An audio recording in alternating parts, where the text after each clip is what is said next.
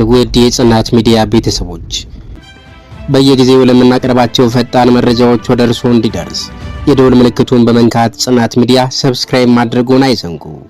ፕሮግራማችን ወደ ሌሎች እንዲደርስ ላይክ ሼር በማድረግ የበኩሉን አጋርነት አይለይ እንላለን። እስከ መጨረሻው ሲቆዩ በርካታ ሀገራዊና ወቅታዊ ዓለም አቀፍ ዜናዎች ይደርሱታል። ጽናት ሚዲያ። እኔ ዶክተር አብይ አህመድ እውነት በጨዋ ደንብ በህይወት ያለው አይመስለኝም። ካሉ ጠይቁልኝ ፕሊዝ፣ አለሁ በሉን። ለምን እንደዚህ እንደምን ልንገራችሁ። ወጣቱ ስራ የሆነ ነገር ካክስቱም ካጎቱም ካያቱም ምናምን ካለው ከሌለው አቅሙ ተጋግጦ የሆነ ነገር ይከፍታል። ከዛ ግብር ሌላ ታሪክ። እኔማ የአፍሪካ አህጉርን ነው መሰለኝ እንዳጠቃላይ ምን ከፍለው ሌላ ያኔ ምንም አማርኛ የዘብረቅረቅ ቢልባችሁ ራሱ ይኸውላችሁ እያስተካከላችሁ ስሙት። 2017 ላይ የራሴ 2 ስራ ነበረኝ። አሁን እግዚአብሔር ይመስገን አንዱን በግብር ምክንያት ዘግቼዋለሁ። አንዱ ደግሞ መንግስት የሰጠን ንግድ ፍቃድ ራሱ ሌላ መንግስት ደግሞ ነጠቀንና በዛ ምክንያት ስራው ቆሟል ለጊዜው። ስለምን እንደማወራ በእርግጠኝነት አብዛኞቻችሁ ይገባችኋል።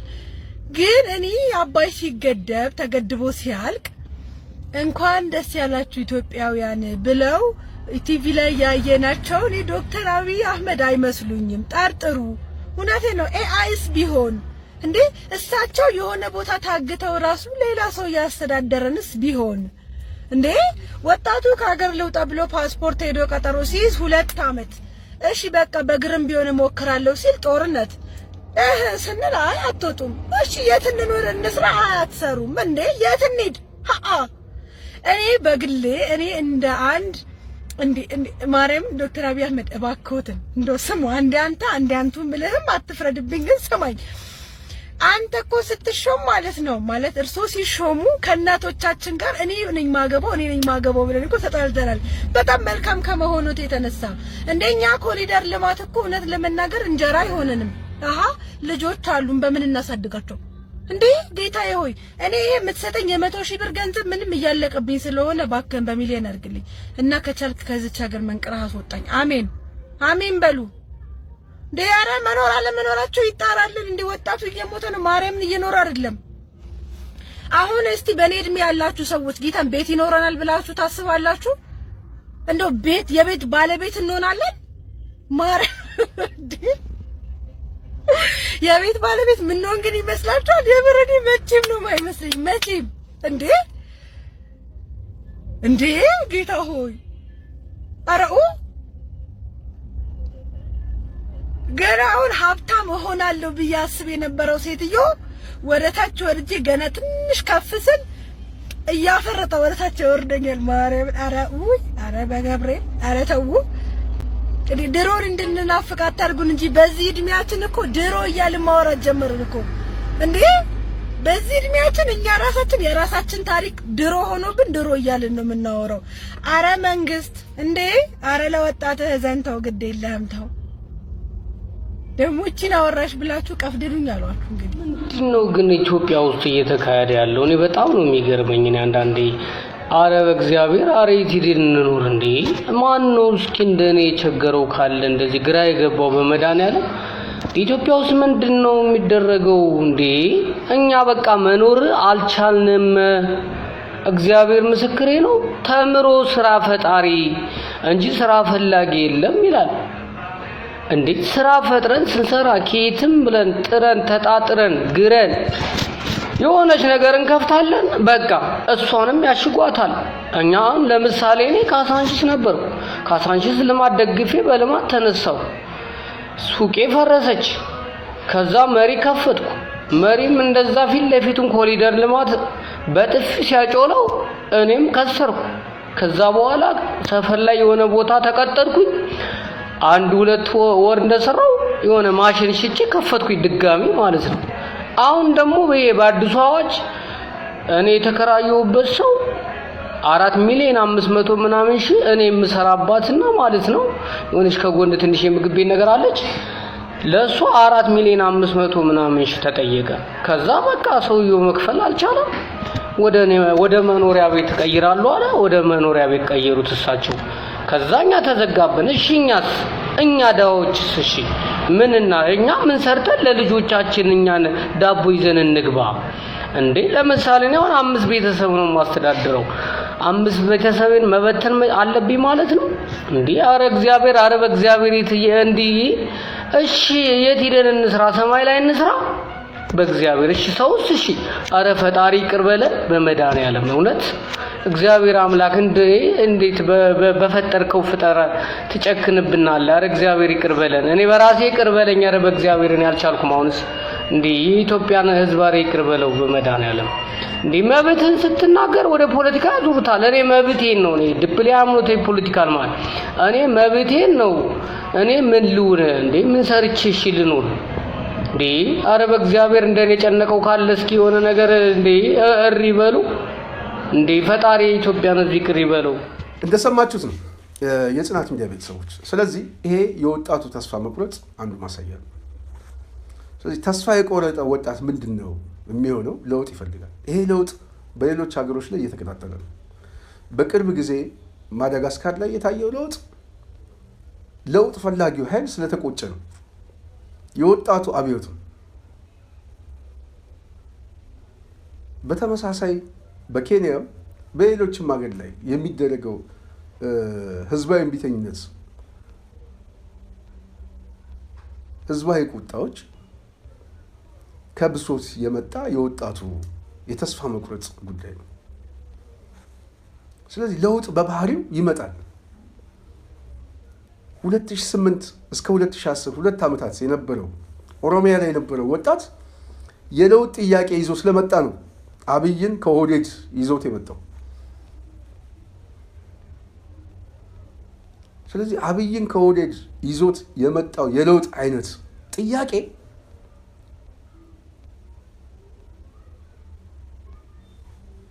በተመሳሳይ በአዲስ አበባም በመላ ሀገሪቱ ላይ መቀጣጠሉ የማይቀር ጉዳይ ነው። መፈንዳቱ የማይቀር ጉዳይ ነው። ይሄንን አለመቀበል ምናልባት ያው የድንቁርና የፖለቲካ አስተሳሰብ ስለሆነ እሱም ማስረዳት በጣም ይከብዳል። ይሄ ለውጥ ግን እየመጣ ነው። እሳት ይዞ እየመጣ ነው። ይሄ ብሶት ደግሞ እሳት ይዞ የሚመጣው ደግሞ ከኋላ ደግሞ የተሰባሰበ ኃይል አለ። የደጀን ኃይል አለ። የነፃነት ታጋይ ኃይል አለ። ይህ ኃይል ደግሞ ማናገር በሚችለው ቋንቋ እያናገረው እየመጣ ነው። ስለዚህ ብልጽግና ምን እየሆነ እየመጣ ነው? በተደጋጋሚ ጊዜ ነግረናቸዋል። ዙሪያው በቀውስ በኃይል ተከቧል። በውስጥ በኩል በብሶት በህዝባዊ ቁጣ ጫፍ ደርሷል፣ ሊፈነዳ። ምናልባት የውስጡ ኃይል ቀድሞ የሚፈነዳ ከሆነ እሱ የማይቀር ጉዳይ ነው።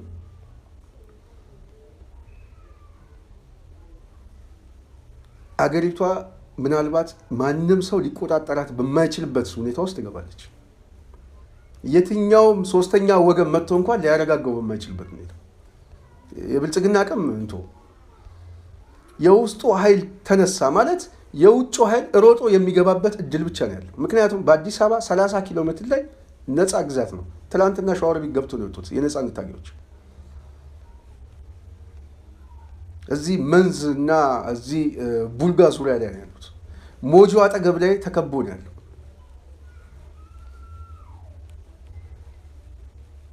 የማይቀር ጉዳይ። ሰሞኑን በተለይ ከአማራ ክልል ጋር በተያያዘ ኦኤምኤን የተለያየ ፕሮፓጋንዳ ስራ እየሰራ ነው። በተለይ ከበዓለም ጋር አሟሟት ጋር በተያያዘ ያንን ካውንተር ለማድረግ ያው ምዕራብ ሸዋ አካባቢ ናኖ ላይ ሰዎች ሞቱ፣ እንደዚህ ሞቱ ምናምን እያለ ቅስቀሳ እየቀሰቀሰ ነው።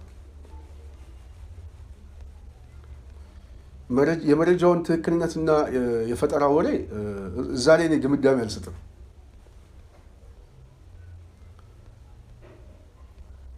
ዋናው ነገር ለመጣው የፕሮፓጋንዳ ብልጽግናን ለመከላከል እንደሆነ ግልጽ ነው። ግን በመረጃ ደረጃ የነገሩን ስንወስድ ምዕራብ ሸዋ ላይም የታጠቀ ኃይል አለ ማለት ነው። ከአዲስ አበባ በጣም ቅርብ ርቀት ላይ ከአዲስ አበባ 225 ኪሎ ሜትር ሸዋሮቢት ላይ ገብቶ የሚወጣ የነፃነት ታጋይ አለ። ሞጆ ገብቶ የሚመጣ አለ። በዚህ ደረጃ የሚንቀሳቀስ ኃይል የውስጡ ህዝባዊ እምቢተኝነት የሚፈነዳ ከሆነ የብልጽግና ትልቁ ድንጋጤው ይሄ ነው። ብልጽግና በውስጥ አቅሙ መቆጣጠር አይችልም። በምንም አይነት መልኩ አይችልም። ህዝቡ ደግሞ ከፍተኛ ብሶት ስላለበት ከዚህ በኋላ ጥይት ተተኩሶበት የሚሞት ህዝብ ወደ ቤቱ አይገባም።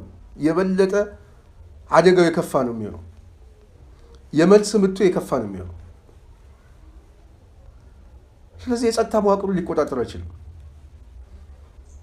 ስለዚህ ከተማ ውስጥ ያለን ኃይል ቢነሳ ነው የሚለው አንድ ክፍለ ከተማ ኃይል አንድ ህዝብ ቢነሳ የዛን ያህል ብልጽግና እሱን እንኳን ሊቆጣጠርበት የሚችል አቅም የለውም። በአዲስ አበባ 10ሩም ክፍለ ከተማ ላይ የተነሳ አብዮት በሰዓታት ውስጥ ብልጽግናን ወደ አመድነት ሊቀይረው ይችላል። ነበረ ብለን ከዛ በኋላ ከሰዓት በኋላ ልናወራ እንችላለን። የግማሽ ቀን ጉዳይ ነው። ጠዋት ያየናቸው የብልጽግና ካድሬዎች ከሰዓት በኋላ የማይኖሩበት በታሪክ እንደው ትንሽ የምናወራላቸው የሰዓታትና የሆነ የቀናት ጉዳይ ነው። ይህንን መቆጣጠር አይቻልም። ይሄ የውስጥ ኃይል ደግሞ መነሳት በዙሪያው ለከበበው የነፃነት ታጋይ ከፍተኛ የሆነ ጉልበት ስለሚሰጠው ወደ መሀል ሀገር ተስቦ የመግባት እድሉ በጣም ሰፊ ነው። ይሄ ደግሞ በሰራዊቱ ውስጥ ያለ ሁኔታ የመሀል ሀገሩ ህዝብ ሲነሳ ሰራዊቱ እዛው የመበተን እድሉ የመዋጥ እድሉ በጣም ሰፊ ነው። ነፃ ግዛቱ ነው ማለት ነው። ስለዚህ ብልጽግና ይሄንን መቆጣጠር አይቻልም። መቆጣጠር የማይችልበት ሁኔታ ውስጥ ሲገባ ሊፈጠር የሚችለው አደጋ ምንድን ነው ካልኳቸው ቅድም ያልኳቸው ነው። ምክንያቱም ከፍተኛ ድንጋጤ ስላለበት ህዝቡን ወደ ቤቱ አስገባዋለሁ ብሎ እንደ 97 ጥይት በመተኮስ ወይም ምናምን በማድረግ የሚቆም አይደለም። የዳቦ ጉዳይ ነው። እርቦታል። ከስራ ተፈናቅሏል። የመንግስት ሰራተኛውም እዛ ችግር ውስጥ ገብቷል። ደሞዝ እንኳን ይጨመርላቸዋል የተባሉት ኃይሎች ሁሉ ደሞዝ እንደማይጨምርላቸው አሁን ተስፋ ቆርጠው ተቀምጠዋል። የጭማሪ ደብዳቤ እንኳን አልሰጣቸውም እስካሁን። ስለዚህ ሊያዘናጋ ስለሚፈልግ ብቻ እንደውም አሁን ኦህዴድ ሰብሰብ ብሎ የመንፈሳዊ አባቱን አያቶላውን ይዞ ባሌ ጫካ ላይ የሚመክረው ይህን ጦርነት መቀጠል አለብን፣ ስለዚህ ጦርነቱ መቀጠል አለብን፣ ስልጣናችንን ማስጠበቅ አለብን ብለው ወስኑ። ገና ሌላ ተመሳሳይ ጦርነት አሁን በቅርብ ጊዜ ይከፍታሉ። ስለዚህ እንደዚህ አይነት ብሶት በከተማ ውስጥ ሲመጣ ወደ ምን ሊሄድ ይችላል? ይሄ ህዝባዊ ቁጣ ወዴት ሊሄድ ይችላል? የዓለም አቀፍ ተሞክሮ ምንድን ነው? የእኛ አገርስ ተሞክሮ ምንድን ነው? ከዚህ በፊት ህዝባዊ እምቢተኝነትስ ምን አይነት አደጋ አስከትሏል? እንዴት የአዲስ አበባ ወጣት ከጊንጮ ወጣት ያንሳል? እንዴት የአዲስ አበባ ወጣት ከአምቦ ልጅ ያንሳል? እንዴት የአዲስ አበባ ወጣት ከባሌ ልጅ ያንሳል? 2008 እኮ አይተናል። ያ ተሞክሮ ከተማው ላይ ሊመጣ ይችላል ብሎ ብልጽግና አልገመገመም። ለምን? አዲስ አበባ ውስጥ ያለ ህዝብ አይነሳም። አንደኛ ፈሪ ነው፣ ራስ ወዳድ ነው፣ አይተማመንም። ስለዚህ እኛ እንደፈለግን እንገዛዋለን የሚል አመለካከት አለ፣ መታበያ አለ፣ አቅም አለን፣ እናስተነፍሰዋለን፣ ሰብረነዋል ብለው ነው የሚያስቡት። እኛ ደግሞ የምንለው የሰበራችሁት የለም፣ ያደፈጠ ህዝብ ነው ያለው። ፈርቶ ቤቱ የተቀመጠ የለም፣ ታግሶ የተቀመጠ ነው።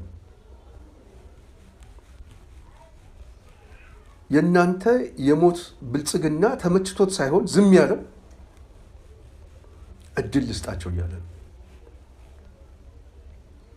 አሁን ግን አበቃ እያለ ነው።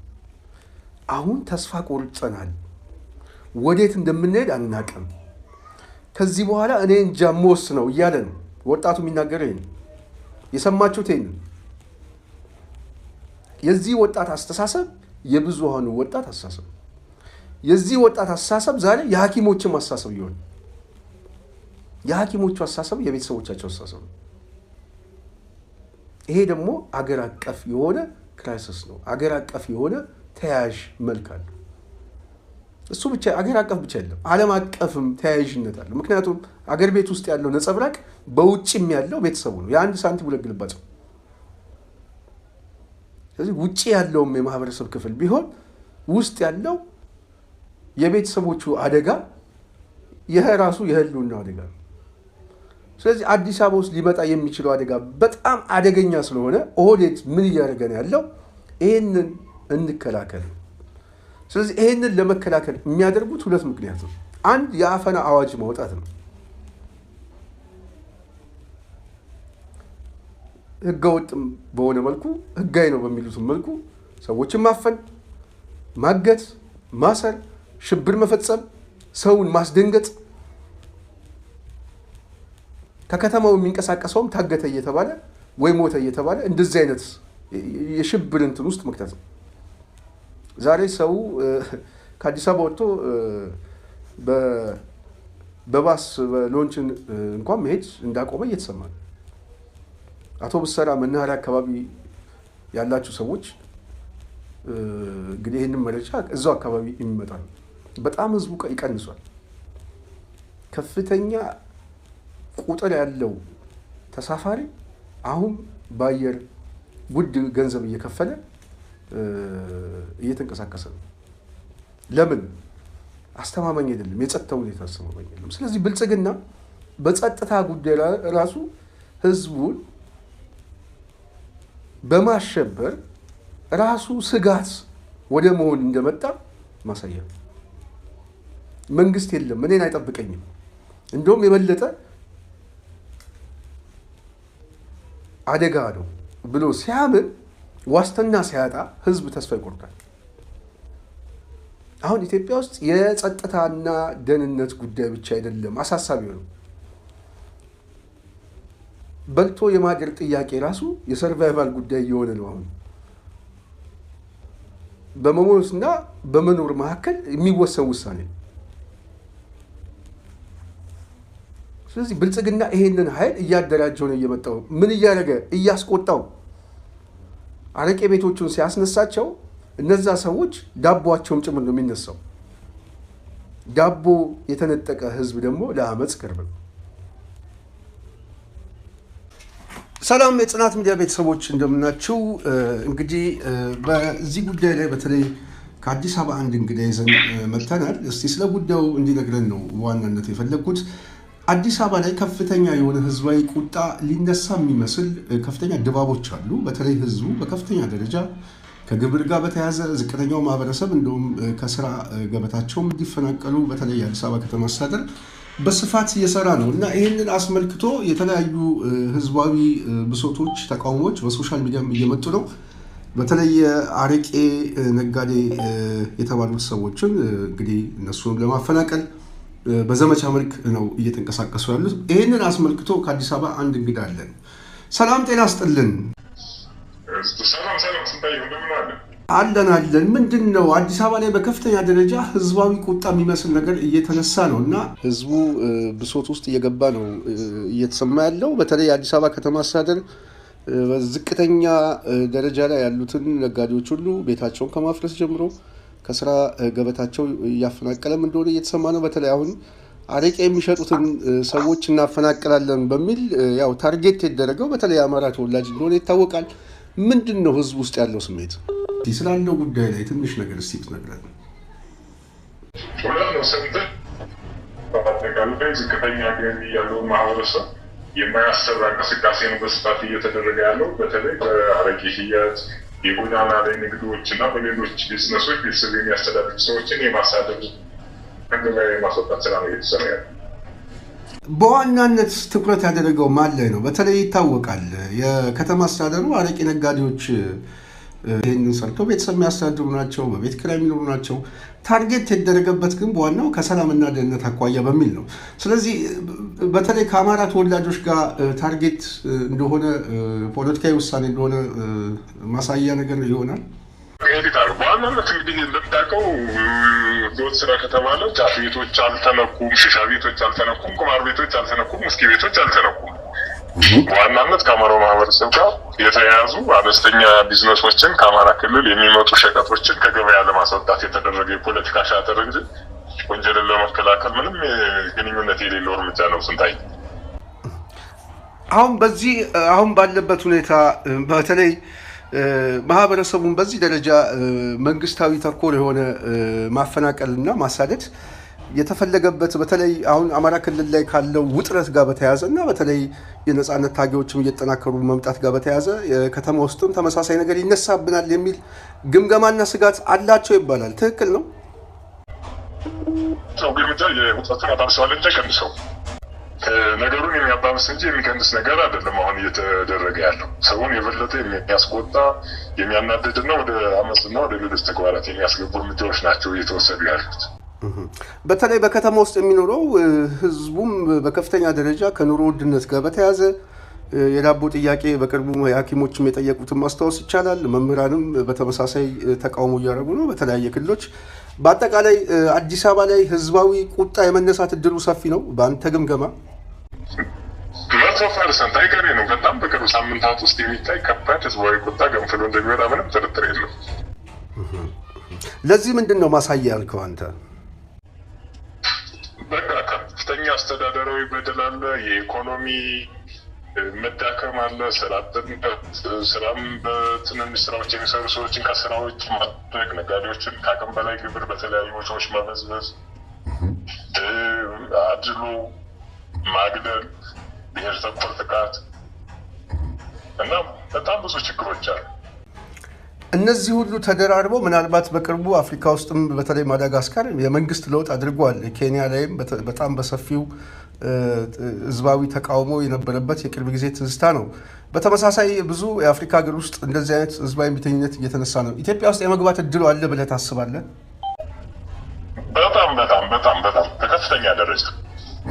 በጣም ነው የማመሰግነው። አጭር ቆይታ እዛው ከቦታው ከአካባቢው ላይ እንደው መረጃ እንድትሰጠን እንግዲህ ስለተባበርከን ከልብ እናመሰግናለን። እንደዚሁ በተመሳሳይ በሌላም ቀን ለአድማጭ ተመልካቾቻችን እንደምትመጣ ተስፋ አደርጋለሁ። በጣም አመሰግናለሁ። እኛ እሱን እናደራጀዋለን። እኛ እሱን የፕሮፓጋንዳ ስራ ማስተማር መቀስቀስ አይጠበቅብንም።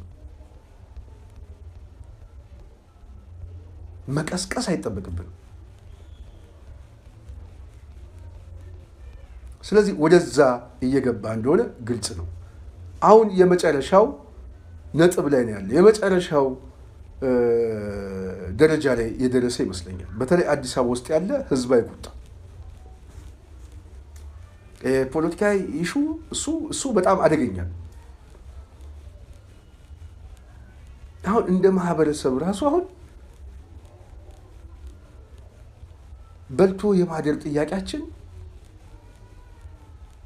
በጥያቄ ምልክት የገባ ነው የብዙሃኑ ህዝብ። ስለዚህ ለዚህ ጉዳይ ህዝቡ የማመጽ እድሉ በጣም ሰፊ። ይሄ ጉዳይ ብልጽግና ገምግሞት አመጽ ቢነሳ ልንቆጣጠረው አንችልም በሚልም ስለገመገመው ይሄ አመጽ ደግሞ ከተነሳ በዙሪያው ከከበቡት የነጻነት ኃይሎች ጋር አብረን ስናያይዘው አገሪቷ ወደ ከፍተኛ ቀውስ ውስጥ የመግባት እድሏ በጣም ሰፊ። ስለዚህ የትኩረት የማዛባት እንቅስቃሴ አንዱ ከዚህ በፊት ደጋግሜ እንዳልኳችሁ በቅርብ ጊዜ ነው የምነግራችሁ። በቅርብ ጊዜ በዚህ ከህወሓት ጋር ወይም ከሻዕቢያ ጋር የሚያደርገውን ጦርነት መጀመሩ አይቀርም። ይሄ በቅርብ ጊዜ። ለዚህ ጥሩ ማሳያ የምነግራችሁ ምርጫ ቦርድ ከተለያዩ የፖለቲካ ፓርቲዎች ጋር እያደረገ ያለውን ውይይት ምርጫ ለማስረዘም ሁሉ ፍላጎት አለ የሚል የፕሮፓጋንዳ ስራ እየሰሩ ነው። ይሄ ግብአት ነው። የባሌው ኮንፈረንስ ግብአት ነው። ብልጽግና ውስጥ እየተፈጠረበት ያለው መደናገጥና መከፋፈል ትልቅ ግብአት ነው። ስለዚህ እነዚህን ሁሉ ለማስቀየስ አብይ ወደዛ የመግባት እድሉ ሰፊ ቢሆንም እሱም ይዞት የሚመጣው ጣጣ በጣም ከባድ ነው። ስለዚህ አገሪቷ ወዴት እየሄደች ነው? ወደ መፈራረስ አደጋ ውስጥ እየገባች ነው። ወደ ከፍተኛ የማንወጣበት የእርስ በርስ ቀውስ ውስጥ እየገባች ነው። ይህንን ሊያረጋጋ የሚችል ኃይል በፍጥነት ተሰባስቦ በሀገሪቷ ፖለቲካ ላይ ብያኔ የሚሰጥበት ጊዜ ላይ ነው። በተለይ ደግሞ የነጻነት ኃይል ታጥቆ የሚታገሉ ኃይል በተለይ የአማራው ኃይል ከየትኛውም ጊዜ በላይ አሁን እጁ ላይ ትልቅ የሆነ እድሎች አሉ። ህዝባዊ ቁጣዎች አሉ፣ ህዝባዊ ብሶቶች አሉ። እነዚህ ብሶቶች ለውጥ ይፈልጋሉ፣ ተስፋ ይፈልጋሉ። ስለዚህ በተለይ አማራው አካባቢ ላይ እየተሰባሰበ የኃይል ሚዛኑን የሚያስጠብቅ የፖለቲካ ትርክቶችን እየፈጠረ ከመጣ በእርግጠኝነት የምናገረው የመሀል ሀገር አብዮትን ያስነሳዋል። የአማራው አንድነት፣ የአማራው ህብረት ባለፈው ጊዜ ጎንደር አካባቢ ላይ የታየው እንደዚህ አይነት ፖለቲካዊ ትላልቅ ውሳኔዎች ሌላ የፕሮፓጋንዳ ስራ ሳያስፈልግ የመሀል ሀገሩ ህዝብን የሚያነቃንቀው እድል ይፈጥራል። ስለዚህ አሁን ከእጃቸው ያመለጠውን እድል መቀበል የእናንተ ድርሻ። ከፍተኛ የሆነ ቁጣ፣ ከፍተኛ የሆነ ህዝባዊ እምቢተኝነት የመነሳት እድሉ ግን በመረጃም በማስረጃም የምናውቃቸው ብዙዎች አሉ።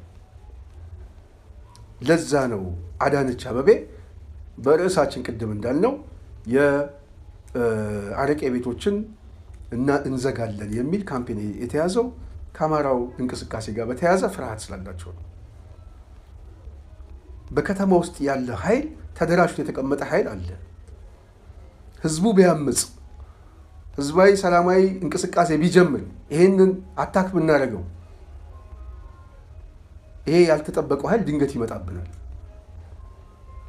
ስለዚህ የከተማ ውጊያ ጀመረ የሚል ፍርሃት አላቸው። ያ ደግሞ በጣም አደገኛ ነው። ያ ደግሞ ኦህዴድ በጣም አደገኛ ነው። ምናልባት በኢትዮጵያ ፖለቲካ ላይ ኦህዴድ ሊከፍለው የሚችለው ዋጋ እንደ ውቅያኖስ ተዝቆ የማያልቅ የመከራ ውሃ ነው የሚዘምበት። ስለዚህ ይህንን ስለገባቸው ከፍተኛ የሆነ ድንጋጤ፣ ፍርሃት እንዳለባቸው ግልጽ ነው። በተለይ ባለፈው ጊዜ የአማራ ኃይሎች ወሎ አካባቢ ላይ ያሳዩት ትንቅንቅ ከዛ ጊዜ ጀምሮ ፍርሃት እንዳለባቸው እየተሰማን ያለው ለጽናት ሚዲያ የሚደርሳት መረጃ በተመሳሳይ ኦህዴድ ውስጥ ከፍተኛ የሆነ ክፍል እየተፈጠረ ነው። መከላከያ ውስጥ ያለው ተስፋ መቁረጥ፣ መሰላቸት ክፍል እየፈጠረ ነው። በአጠቃላይ ይሄ ሰውዬ አገሪቷንም ተቋማቱንም ሰራዊቱንም ወደማይሆን ቅርቃር ውስጥ ከቶት የመፈራረስ እድላችን በጣም እየሰፋ ነው የሚል ግምገማቸው አብዛኛው የተማመኑበት ጉዳይ ነው። ይሄ እኛ ካለ መረጃዎች። ስለዚህ ከፍተኛ የሆነ ተስፋ መቁረጥ አለ። ይሄ ተስፋ መቁረጥ ላይ ደግሞ የህዝባዊ እምቢተኝነት ምልክቶቹ መታየቱ አገሪቷ ላይ ለውጥ መምጣቱ የማይቀር ጉዳይ ነው። በነገራችን ላይ እኔ ምናልባት በኢትዮጵያ ፖለቲካ ላይ የፖለቲካ ትንበያ የሚሰራ ሰው ካለ ይህንን አለመቀበል የመጨረሻ የድንቁርና አስተሳሰብ። አብይን በኢትዮጵያ ፖለቲካ ላይ ይዞት የሚሸከምበት ትከሻ የለም። እኔ በደጋጋሚ ጊዜ ነው የገለጽኩት። ወይ ያልተጠበቀ አደጋ ውስጥ ተገብቶ ልክ እንደ ፈራረሱ ሀገሮች ትሆናለች። አብይ ከዚህ በኋላ በስልጣን የሚቀጥልበት እድሜ በኢትዮጵያ ፖለቲካ ላይ የለም፣ የተዘጋ ነው። ማንን ነው የሚያስተዳድረው? አማራ ክልል ነው? ትግራይ ነው? የት ነው? ኦሮሚያ ክልልም በከፊል የሚታይ ነው። አዲስ አበባ ላይ ተቀምጦ ማዕከላዊ መንግስቱ መሰየም አይቻልም፣ አብቅቷል። ይህንን ማቀበል የማይችል ሰው ያሳዝናል። ይህንን ግን አይዟችሁ እያሉ ሲያጽናኗቸው ምን እንደሆነ ይገባናል። ምክንያቱም በብልጽግና ውስጥ የተሰባሰበ አብዛኛው የድንቁርና አስተሳሰብ ምንም ከእጅ ወደ አፍ የሚኖር በተሰጠው ልክ የሚያስብ ስለዚህ ነገን አያስብ ምንድነው ወደፊት እየመጣብን ያለው ከዚህ ሰው የውድቀትስ በኋላ የሚያስከትለው አደጋ ምንድነው ይሄ ሁሉ ሰው ሞቶ ይሄ ሁሉ ሰው አደጋ ውስጥ ገብቶ እንደ ሀገር ከፍተኛ የሆነ ክራይሲስ ውስጥ በኢትዮጵያ ፖለቲካ ላይ ተሰምቶ እኮ አይታወቅም ታይቶ ተሰምቶ የማይታወቅ የታሪክ መዝገብ ቢገለጥ በዚህ አጭር ዓመት ውስጥ ይሄን ሁሉ ህዝብ የረገፈበት የተፈናቀለበት በአገሩ ላይ ተስፋ የቆረጠበት አገሩን እስኪጠላ የተሰደደበት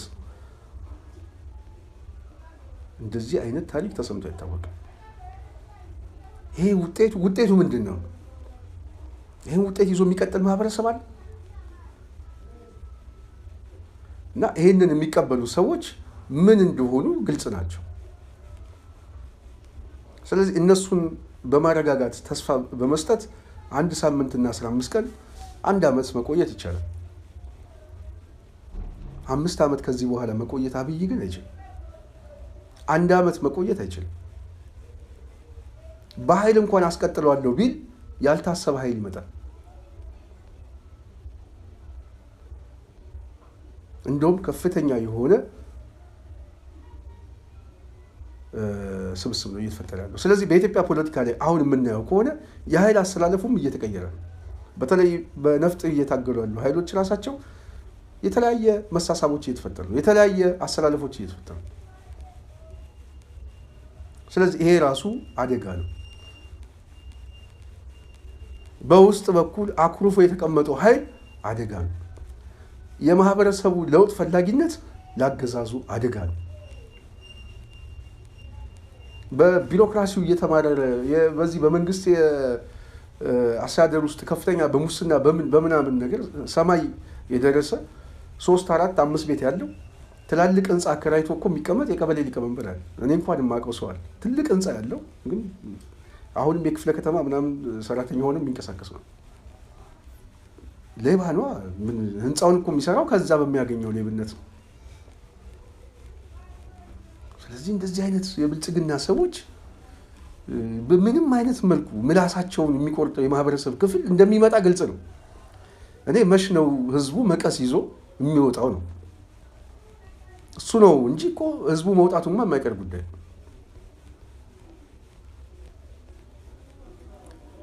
እና ይሄንን አለመቀበል ያው ለነዚህ ኃይሎች ማስረዳት በጣም የሚከብዳል ለሚቀበሉና ምናልባትም ይሄንን ተስፋ ለሚያደርጉ ሰዎች ግን በእርግጠኝነት ለውጥ ሊያመጡ እንደሚችሉ ለመናገር ስለምፈልግ ነው እኔ እንደዚህ አይነት ፕሮግራም ሰራው ማለት ስለዚህ በተለይ የነጻነት ታጋዮቹ መሰባሰብ አለባቸው በአዲስ አበባ ውስጥ የጽናት ሚዲያ ቤተሰብ እንደዚህ አይነት ህዝባዊ ቢተኝነት ይነሳል በሚል ብልጽግና በከፍተኛ ደረጃ ተረብሾ የኦሮሚያ ላይ ያለ የሌለ ኃይል ወደ ከተማው በማስገባት ሸገር ከተማ በሚባል የአዲስ አበባ ከተማ ላይ በአንድ አካባቢ ላይ እንዳፈሰሰ እየተሰማ ነው ያለው ከፍተኛ የሆነ ወጣት የሲቪል እና የደህንነት ስራ ለመስራት ጥረት እያደረገ ያለው ይሄ በአፈና ለመቆጣጠር የተፈለገ ነው አንዳንዱን አብዛኛው በተለይ በራይድ ውስጥ እንዲሰሩ በማድረግ በአጠቃላይ የከተማ ውስጥ ያለውን እንቅስቃሴ በደህንነትና በአፈና እንቆጣጠረዋለን የሚል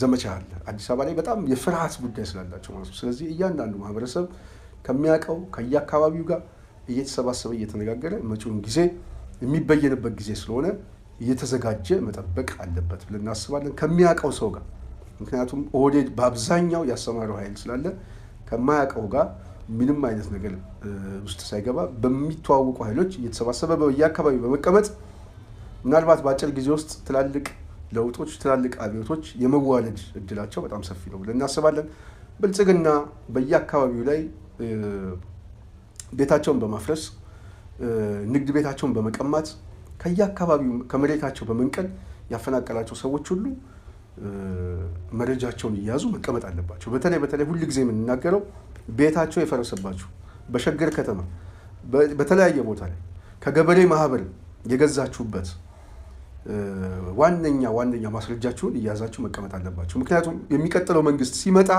ይሄ ቦታችሁ ይመለሳል ወይ ካሳ ይከፍላል የማይቀር ጉዳይ ስለሆነ ማለት ነው። ስለዚህ ወይ በካሳ ወይም ደግሞ ቦታው በተመላሽ የሚሰጥ ስለሆነ ተስፋ መቁረጥ አያስፈልግም። የሚመጣ መንግስት አለ። የሚመጣው መንግስት ደግሞ ይበይነዋል። በወሰደው መሬት ላይ ይበይነዋል፣ በዘራፊው ላይ ይበይነዋል፣ በገዳዩ ላይ ይበይንበታል። ስለዚህ እያንዳንዱ ሰው ለነገ ጠዋት ለውጥ መሰለፍ አለበት። የሚሰለፈው የተቀማው ስለሚመለስለት ነው። ስለዚህ በተለይ ማስረጃችሁን እያያዛችሁ መቀመጥ ያስፈልጋል ብዬ አስባለሁ። ይሄ ሁል ጊዜ የምንናገረው ነው። እኛ አዲስ አበባ ላይ በምናደርገው ትግል ላይ ስንናገር የነበረው ነው። የአዲስ አበባ አካባቢ ያለ ማህበረሰብ ምንም አይነት ተስፋ መቁረጥ የለበትም። በኮሊደር ቤቱ የፈረሰ